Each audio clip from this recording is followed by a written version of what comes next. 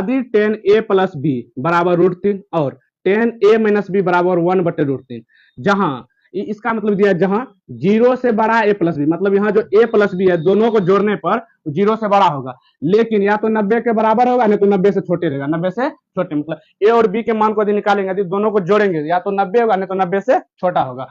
दिया उसके बाद दिया हुआ है ए जो है बी से बड़ा है, बी से क्या है बड़ा है, मतलब ए का मान हमेशा बी से बड़ा हो, तो ए और बी का मान ज्ञात कीजिए। इस सवाल बहुत ही आसान तरीका से हम आपको समझा देंगे, एक ही बार में आपको समझ में आ जाएगा। तो इसको आप सिर्फ ध्यान से देखिएगा, जैसे मान जो याद किए होंगे, जैसे वो जो हम त्रिकोणमितीय कुछ कोणों के विशिष्ट कोणों के मान जो बताएंगे, ten 0 degree, ten 30 degree, ten 45 degree, ten 60 degree, ten 90 degree, उसी तरीका से बनेगा। ये सवाल आपको हर एक बस 2 मार्क के पूछे जाते हैं क्वेश्चन। तो चलिए इसको ध्यान से बनाते हैं। सबसे पहले यहाँ पे लिख लेते हैं हल। यहाँ पे क्या दिया हुआ है, टेन ए प्लस बी बराबर √3 दिया हुआ है।